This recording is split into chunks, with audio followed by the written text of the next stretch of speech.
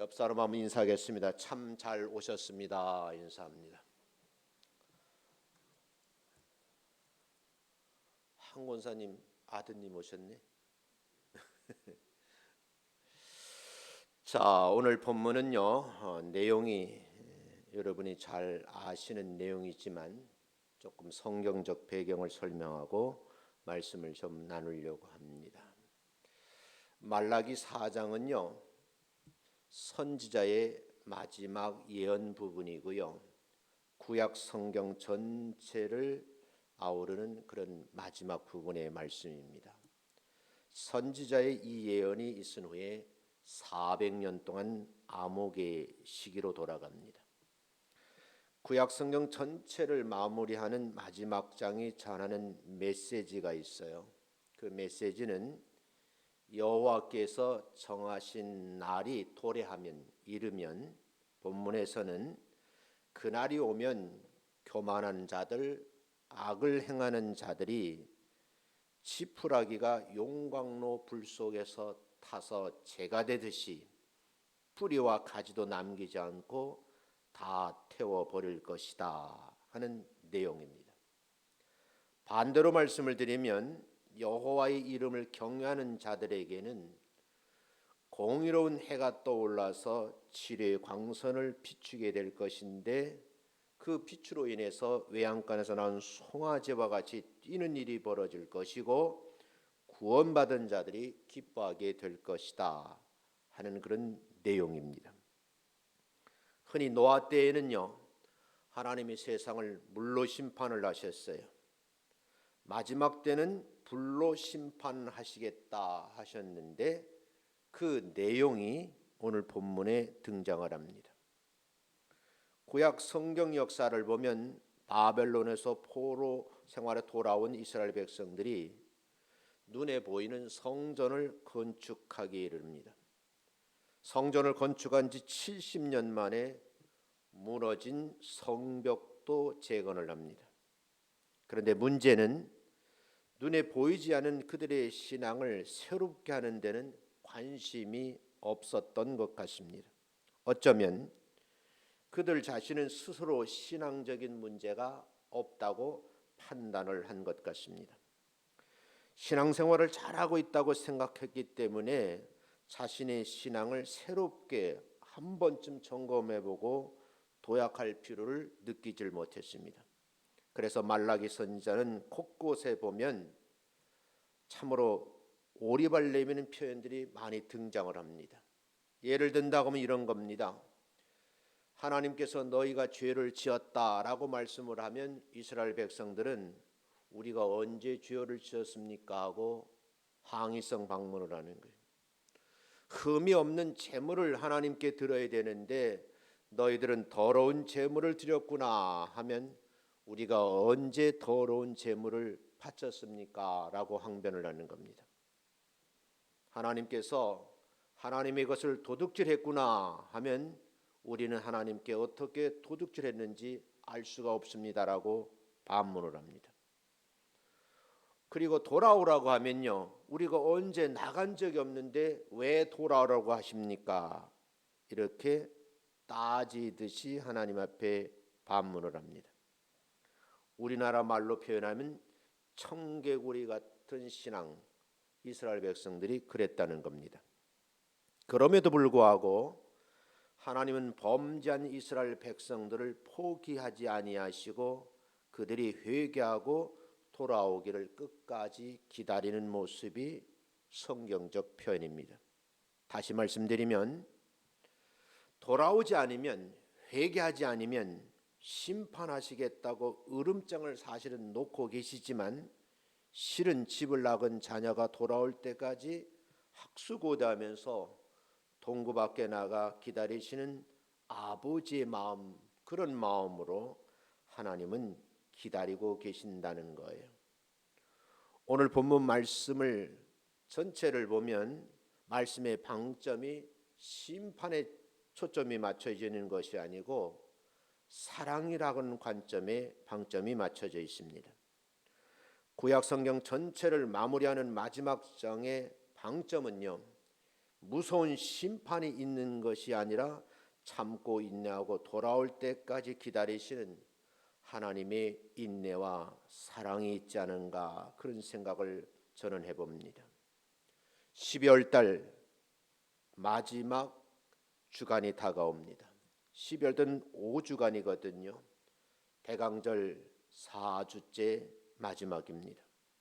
오늘 본문 말씀은 이스라엘의 역사가 어둠 속을 향해 추락하고 있음을 보여주면서 선지자가 경고하는 말씀인데, 말씀드린 것처럼 심판이 아니고 사랑의 메시지의 방점이 지켜져 있다는 거예요.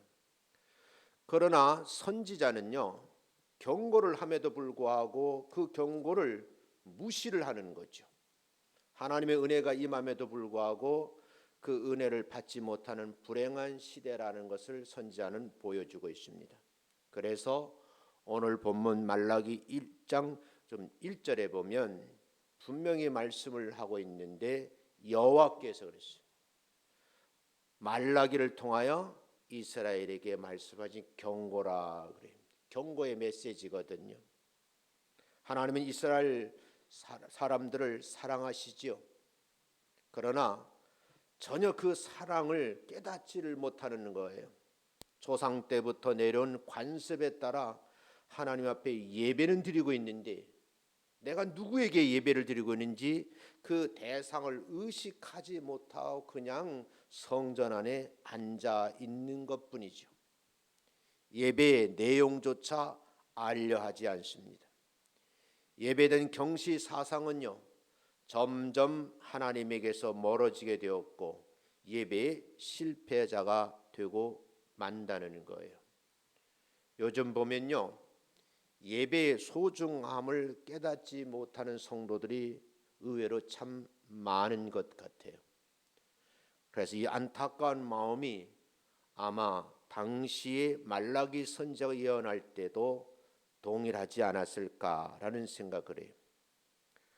레위인이 언약을 깨뜨린 제사장의 타락은요, 사회 각층의 지도자의 타락으로 번져간 거예요. 여러분이 언론에 보시는 내용처럼 우리나라 사회 지도층에 있는 사람들, 특히 종교계에 몸담고 있는 우리가 말하는 종교인이라고 하는 사람들, 여기에 목사까지 포함해서 어쩌면 타락을 거듭하고 있지 않은가라는 생각을 해요. 그런데 교회에 신선한 바람을 불어넣어주는 목사님들도 계셔요. 일산에는 광성교회 목사님은요, 평생 목회를 하셨어요. 그 수가 수만에 이르는 성도들을 가지고 있는 대형 교회입니다.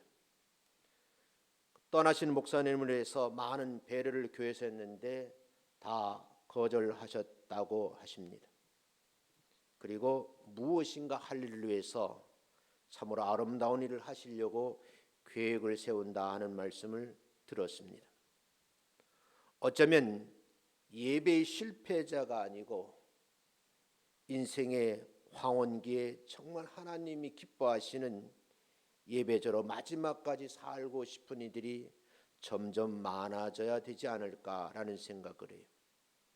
하나님의 것을 도둑질하며 정의 하나님이 어디에 계시냐고 떠들어대기까지 합니다. 마침내는요, 공중 수많은 대중들 앞에서 하나님 까불면 죽는다고 하는 어리석은 말도 안 되는 소리를 지끄러대는 그런 일도 벌어지고 있습니다. 적어도 그런 말을 했다고 하면, 신학적인 문제는 자기 신앙의 잘못이 됐다고 하면 대중 앞에서 사과해야 되지 않을까요? 오늘 하나님께서 하시는 말씀을 잘 들어보세요.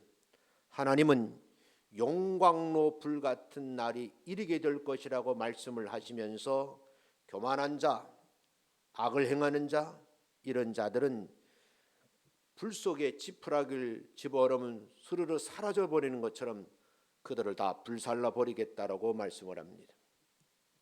선지자 이사야 글에는 이런 말씀이 있습니다. 밤나무, 상수리나무 배임을 당하여도 그 그루터기가 남아 있을 것이라는 희망을 주셨는데, 오늘 본문에서 보면 그 뿌리와 가지를 남기지 않고 몽땅 태워서 죄를 만들 것이라고 말씀을 하시요. 그러면서 하시는 말씀이 6절 말씀에 보면 그가 아버지의 마음을 자녀에게 돌이키게 하고 자녀들의 마음을 그들의 아버지를 돌이키게 하리라. 돌이키지 아니하면 두렵건대 내가 와서 저주로 그 땅을 칠까 하노라고 하시면서 이제는 3절 말씀에 보면 내가 정한 그날에 너희 발바닥 밑에 재와 같으리라고 말씀을 하시요.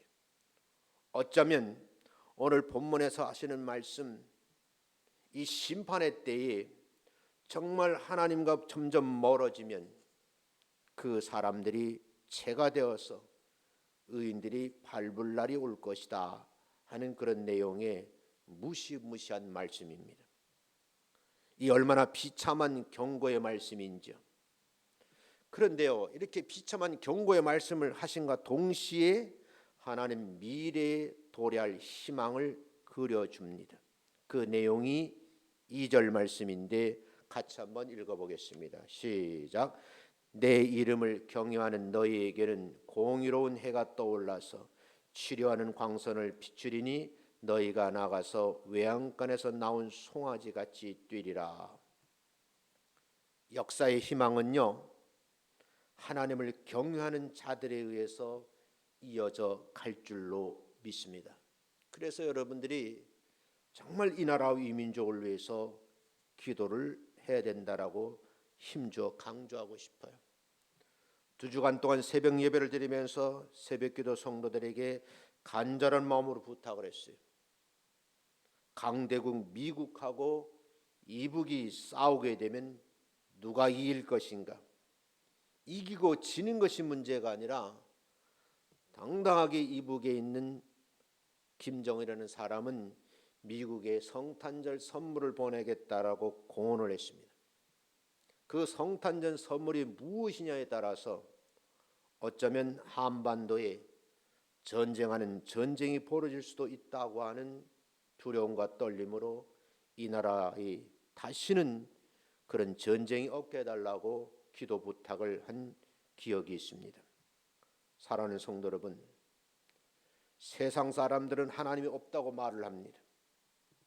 예수 믿는 사람들은 하나님의 섭리가 얼마나 소중하고 귀중한지를 스스로 발견하셔야 되고 그 말씀에 전폭적으로 순종하는 그런 믿음의 사람들이 되시기를 주의 이름으로 축원합니다. 세상을 두려워하지 않고 하나님만을 두려워하고 항상 하나님의 시선을 의식하고 사는 사람들, 그런 사람들이 역사의 희망에 서 있는 여호와를 경외하는 자들이라는 거예요. 이런 사람들에게 메시아 시대를 약속하셨는데 400년이 지난 그 다음에 인간의 몸을 입고 이 땅에 오신 예수 그리스도의 탄생 소식이 알려지게 됩니다. 그 소식이 알려지기 전에 말라기 선지자가 한 말을 여러분이 한번 귀담아 들으셔야 된다는 거예요. 그 내용 첫 번째가 공의로운 해에 대해서 말씀을 하셔요. 공의로운 해가 떠오를 것이라고 그래요. 시편 84편 11절 말씀 짧게 읽어봅니다. 자, 읽어보겠어요. 시작. 여호와의 하나님의 해요 방패시라. 여호와께서 은혜와 영화를 주시며 정직하게 행하는 자에게 좋은 것을 아끼지 아니하실 것임이니라. 분명히 말씀하시잖아요. 정직하게 행하는 자에게 정말 좋은 것을 주시는데 아끼지 않고 주시겠다라고 말씀을 하심에도 불구하고 우리 주변에 보면 하나님의 공의가 살아 있음에도 불구하고 정의롭지 못한 사람들이 의외로 많다는 거예요. 여러분, 성경은 말하기를 그 공의로우신 분이 예수님이라고 그러셔요. 예수님은 하나님의 본체이시나 그 동등됨을 취하지 아니하시고 여인의 몸을 빌어 이 땅에 여자의 후손으로 오셨는데 그분이 바로 공의의 왕으로 오신다는 겁니다. 이사야서 9장에서는요 메시아 탄생에 대한 대표적인 예언 가운데 하나인데 예수님은 이 나라에 오시는데 정의와 공의로 그의 나라를 보존하실 분이 될 것이라고 예언을 하는데 그 말씀을 먼저 읽어보겠습니다. 한번 읽습니다. 6절과 7절입니다. 시작.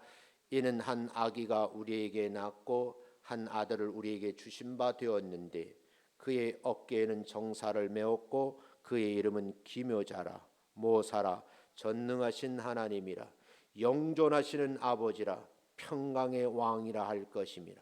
그의 정사가 평강에 더함이 무궁하며 또 다윗의 왕자와 그의 나라에 군림하여 그 나라를 굳게 세우고 지금 이후로 영원히 정의와 공의로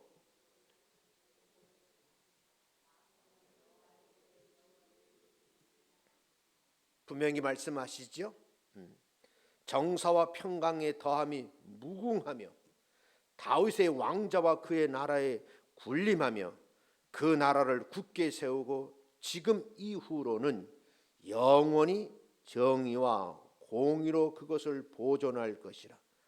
만군의 여호와의 열심히 이를 이루시리라고 말씀을 하셔요. 이사야서 11장 1절에서 5절은 다시 이렇게 말씀을 합니다. 한번 읽어보겠습니다. 시작.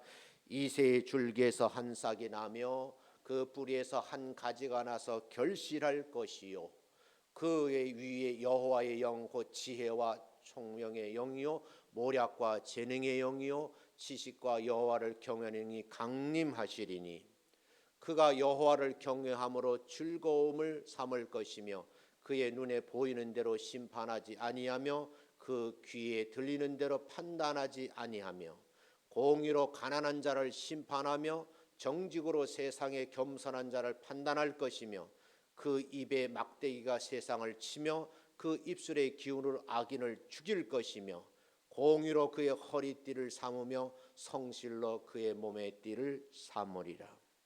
분명히 말씀을 하시죠.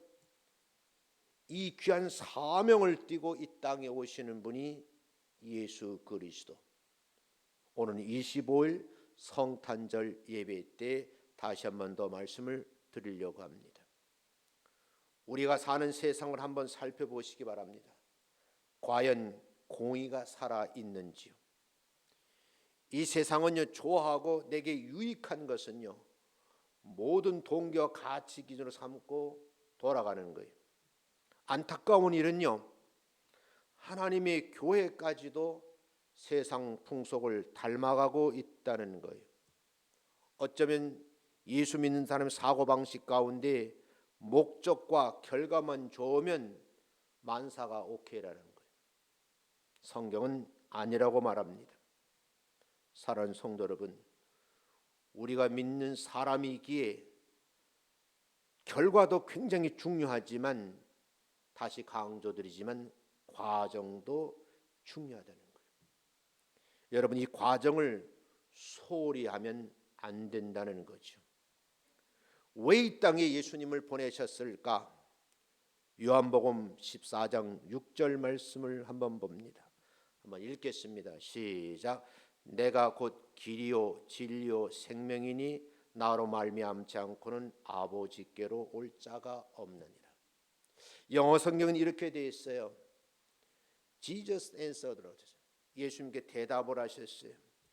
반드시 1인칭을 써서 설명하는데 I'm the way 그랬어요. 내가 길입니다.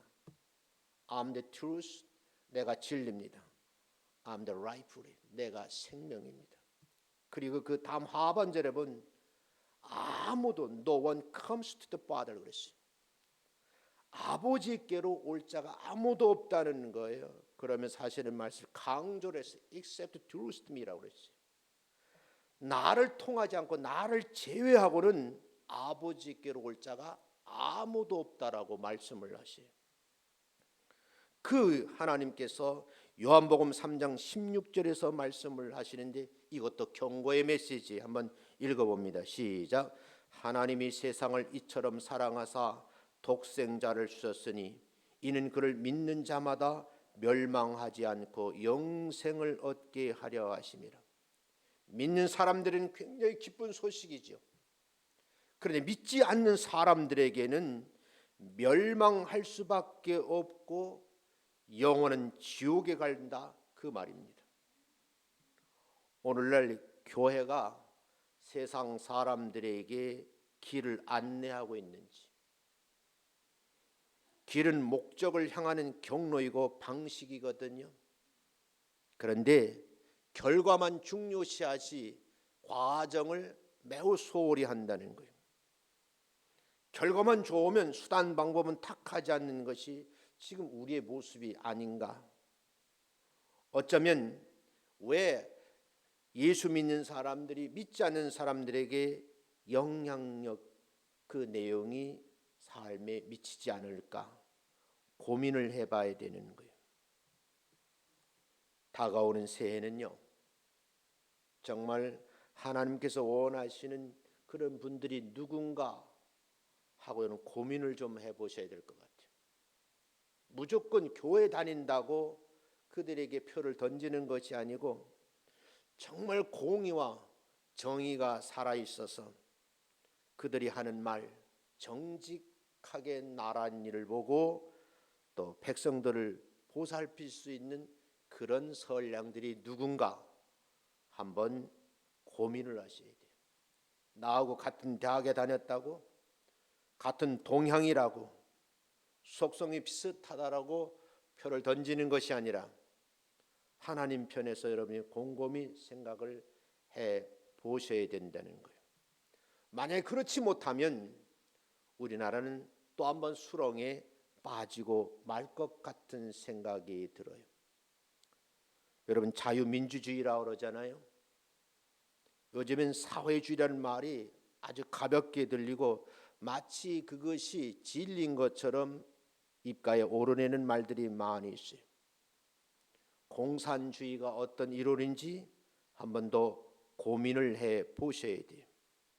논리를 펴기 전에 우리는 과거에 공산주의 사상을 가지고 남한을 침범해서 무수한 사람들이 죽고 백성들이 도탄에 빠지는 그런 경험을 가지고 있어요. 여러분은 고민을 해 보셔야 된다는 거예요. 사랑하는 성도 여러분, 바르게 산다는 것이 도대체 무엇일까? 그 바르게 산다니 정말 어려운 일일까? 오늘 본문에서 깊이 한번 생각을 해보셔야 돼요. 진실하고 정직해야 상호 의존적인 공동체를 이룰 수 있지 않을까요? 그 공동체의 구성원들은 어떠해야 되는가? 마음이 온유하셔야 돼요. 겸손한 마음으로 주변의 사람들을 공손하게 대하는 미덕도 있으셔야 돼요. 서로의 삶을 돌아보면서 공감할 수 있는 능력이 있으셔야 돼요. 제가 가르쳤던 제자 한 분이 계신데 페이스북에 사진을 올려놨어요. 보고 싶은 아들을 보기 위해서 미국을 6주 동안 다녀왔어요. 그동안 밀렸던 일들을 하기 위해서 집을 떠나서 일을 하고 있는데 쓰러져 버린 거예요. 그리고 경희대학병원에 가서 뇌 수술을 했는데 나중에 보니까요, 그 사진을 찍어서 올려놨는데 가슴이 메어지더라고요. 목사의 아내로 한 부모로서 그 역할을 최선을 다하려고 몸부림쳤는데 길바닥에서 쓰러져 버렸고 병원에 실려가서 뇌를 그냥 뚜껑을 열어서 대수술을 했는데 그 예쁜 얼굴이 일그러져 있는 모습을 보니까 안타깝더라고요. 그 사모는요, 저에게 입당 예배 드릴 때도 와서 허다른 일을 다 하셨던 분이에요. 어쩌면 여러분, 우리 삶 속에 삶을 공유하고 자비를 경험한 참된 이웃이 될 수 있어야 되는데 정말 그렇게 하고 있느냐는 거죠. 요즘에 성도들에게 하고 싶은 말, 성경의 권위, 교회에 위임된 권위에 순종할 줄 알아야 되는데 흔들림이 없는 집을 세울 수 있느냐는 그런 게 또 하나 문제로 등장을 합니다. 제가 아는 목사님 한 분이 봉천동에서 어렵게 교회를 개척했어요. 교인이라고는 정상적인 교인이 아니고 다 산동네에 있는 교인들이라 다 여러분 그냥 나라에서 주는 거 그거 받아 근근히 사는 분들이. 이 소식이 유튜브를 타고 전해졌고 방송을 타고 전해졌어요.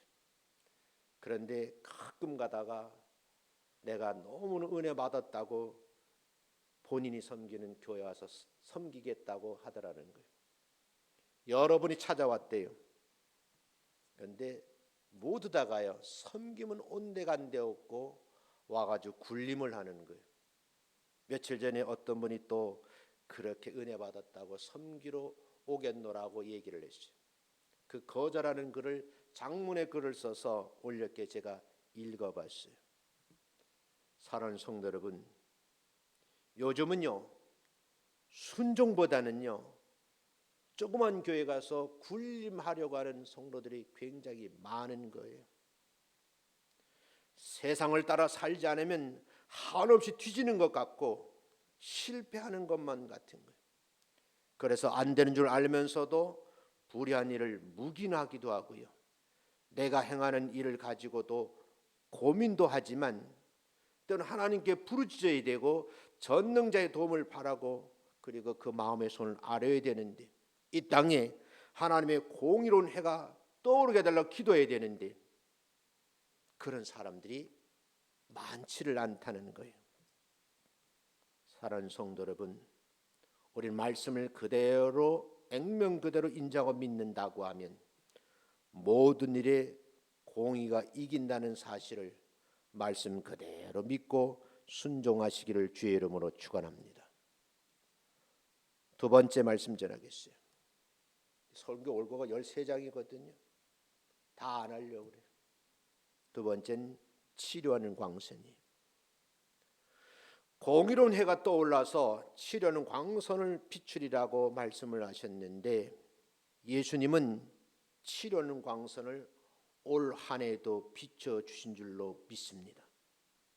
내년에도 동일하게 비추게 될 줄로 믿습니다. 예수님께 이 땅에 오셔서 크게는 나누면 세 가지 사역을 하셨어요. 하나는 복음을 전하는 거예요.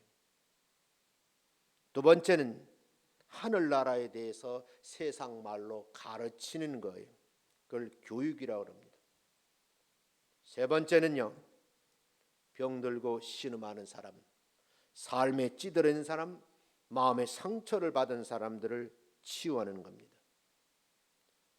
저는 학술지에 이 내용을 두 가지로 줄여서 논문을 써서 글을 제출했습니다. 둘로 나누면 말씀 사역과 치유 사역이라고 이렇게 정의를 했습니다. 예수님은 이 세상에 계시면서 치료하는 광선을 아끼지 아니하시고 비추어 주십니다. 지금도 여러분의 심령에 비추는 줄로 믿습니다. 왜 비추느냐? 세상은 지금 중병에 들어서 신음을 하고 있는 거예요. 하나님의 형상대로 지음을 받은 사람들이 병들으니 주변엔 만물들이 병들어가고 있는 거예요. 안타까운 일을 봤어요.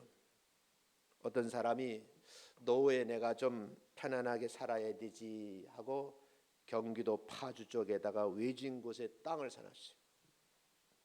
그리고 뺑 둘러서 내 땅이라고 표시를 해놓고 펜스를 쳤어요. 몇 년 만에 그곳을 가봤는데 산더미같이 산업용 쓰레기가 쌓여져 있는 거예요. 가까운 관공서에 가서 신고를 했어요. 현행법에는 땅 주인이 치워야 된다는 거예요. 근데 여러분 처리 비용이 수천만 원이에요. 땅은 몇백 주고 샀는데 처리 비용이 수천만 원. 정말 하나님의 형상대로 시험을 받은 사람들인데 자연을 물들이는데 다 병들게 만드는 거예요. 우주 만물이 더러워지고요. 그 질서가 파괴되고 생존에 큰 위협을 느끼고 있는 위기라고 말합니다. 위기라고 느끼는 사람들은 예수님 품 안에 다 치료받아야 되는 거예요. 부패한 사람의 마음부터 치료를 받아야 되겠죠. 우리 겉사람은 아름답게 치장을 할 수는 있는데 속은 다 썩어 문드러졌는데 성경은 회칠한 무덤이라고 그래요. 여기에도 바울이 이런 지적을 합니다. 그들의 목구멍은 열린 무덤이다. 그 혀로는 속임을 일삼고 입술에는 독사의 독이 있고 그 입에는 저주와 악독이 가득하다라고 비판을 갑니다. 지금 우리 주변에 보면 마음에 병이 드는 사람이 너무너무 많은 거예요. 동시에 마음에 병이 드니까 육체가 병 들어가는 거예요. 육체에 병이 오니까요, 인간관계가 병드는 거예요.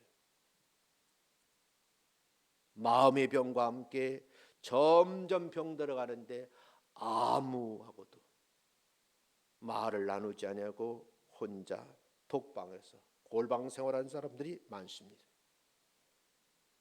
어쩌면 그런 사람들에게 공의의 의로운 해가 떠올라서 그들의 마음에 비춰져야 되는데 빛이 있는 곳으로 나오지를 않지요. 치료의 광선을 비추는 해인 예수님은 우리의 육체의 질병도 어루만지시고 사회의 어두운 그늘에도 비춰주시고 광선을 받게 되면 몸도 고칠 수 있고 마음의 병도 치료를 받을 수가 있는데 곳곳에 산전 사회 문제도 해결할 수가 있는데 교회라는 곳을 찾지 않을 뿐만 아니라 찾아왔는데도 교회마저도 병들어 있는 거예요. 사랑하는 성도 여러분, 주님께서 치료의 광선을 비추어 주신다고 하면 여러분이 밝은 모습으로 원래의 모습으로 되돌아가게 될 줄로 믿습니다. 마음이 밝으면 마음속에 따뜻함이 와요. 어쩌면 내 마음이 어둡다고 생각하고 냉기가 돈다고 하면 하나님 내 마음을 비춰 주셔서 따뜻함을 회복해 달라고 기도할 수 있는 여러분 되시기를 주의 이름으로 축원합니다. 성경에 보면 사마리아 여인의 마음속에 밝은 빛을 비춰주니까요 변하잖아요. 가늠한 여인 속에 긍휼의 용서의 따뜻한 체온이 여러분 치료의 광선에 바라니까 다시 회복되잖아요. 앞을 못 보는 소경에게 치료의 광선이 비추니까 밝아진 세상을 보잖아요. 모든 사람들이 외면하는 문둥병자도 주님을 만나니까 깨끗함을 받고 사람들 속에 다시 돌아오잖아요. 치료하는 광선을 비추어 해결함을 받으시는 여러분 되시기를 주의 이름으로 축원합니다. 요한복음 8장 12절 말씀에 보면 이렇게 기록이 한번 읽어보겠습니다. 시작. 나는 세상의 빛이니 나를 따르는 자는 어둠에 다니지 아니하고 생명의 빛을 얻으리라. 이 치료하는 광선에 임하게 되면 어둠에 다니지 아니하고 생명의 빛을 얻을 수 있다라고 말씀을 하십니다. 요한복음 12장 46절은 다시 이렇게 말씀을 합니다. 읽어보겠습니다. 시작. 나는 빛으로 세상에 왔나니 물은 나를 믿는 자로 어둠에 거하지 않게 하려 함이로다. 왜 예수님께서 인간의 몸을 입고 아기 예수로 이 땅에 오시는가 하면 예수를 믿는 자들을 어둠에 거하지 아니하고 후렴을 붙이면요 밝은 곳에 살게 하려 하신다는 말씀이죠. 사랑하는 성도 여러분, 이와 같은 마음의 치료의 광선이 임하시기를 주의 이름으로 축원합니다. 그렇게 되면 자유와 큰 기쁨을 누리게 된다는 것이 성경의 말씀이에요. 이 말씀을 곰곰이 살펴보셨으면 참 좋겠어요. 마음이 밝아져서 정말 사람과 사람을 만나면 할렐루야로 노래를 부를 수 있는 여러분 되시기를 주의 이름으로 축원합니다. 마음이 밝아지고 따뜻해지면 시선이 이웃에게 향하게 되어 있어요. 관심을 갖게 되어 있어요. 마음이 밝고 따뜻해지면 남을 이해하기 위해서 힘쓰게 된다는 거죠. 마음이 밝고 따뜻해지면 여유가 생기고요. 사랑의 눈으로 주변을 보게 된다는 거예요. 마음이 밝고 따뜻해지면 긍정적인 마음을 갖게 되고 열정적인 사람이 돼요. 문제는요, 어떻게 받느냐는 거예요. 여러분, 우리 우주에는요, 거대한 태양이 떠올라 있거든요. 그 태양의 영향을 받는 행성들이 굉장히 많아요. 특정적 지구만 해도요, 태양의 빛을 받아서 광합성을 하는 곳에 가면요, 사람들이 살기가 참 좋아요. 그런데 여러분, 특정 지역에는 빛은 비치는데요, 사막인 거예요. 사람이 살 수가 없어요. 생명이 살 수 없는 그런 땅을 만들어 가더라는 거예요. 사랑하는 성도 여러분, 내가 주님 앞에 바로 나와서 어떻게 서느냐가 굉장히 중요하다는 거예요. 이렇게 한번 결론을 맺고 싶습니다. 2019년 대림절 마지막 주간에 떠오르는 해 공의 하나님 예수 그리스도를 바라보시기를 주의 이름으로 축원합니다. 선지자 이사야는 이렇게 다시 말씀을 하셔요. 메시아 예수님을 증거하는데 이사야서 60장 1절에 이렇게 말씀을 합니다. 한번 읽어보겠습니다. 시작. 일어나라 빛을 발하라 이는 내 빛이 이르렀고 여호와의 영광이 내 위에 임하였느니라. 공의로운 해, 치려는 광선이 바라는 해, 여러분 자유와 해방을 안겨주실 것이고 그 말씀을 받는 자에게 여러분 외양간에 나온 송아지처럼 기뻐 뛰는 그런 역사가 올 한 해를 잘 마무리하고 새해를 맞이할 수 있는 그런 복된 믿음의 성도가 되시기를 주님의 이름으로 축원합니다. 기도하겠습니다. 하나님 아버지, 감사함을 드립니다. 많고 많은 사람들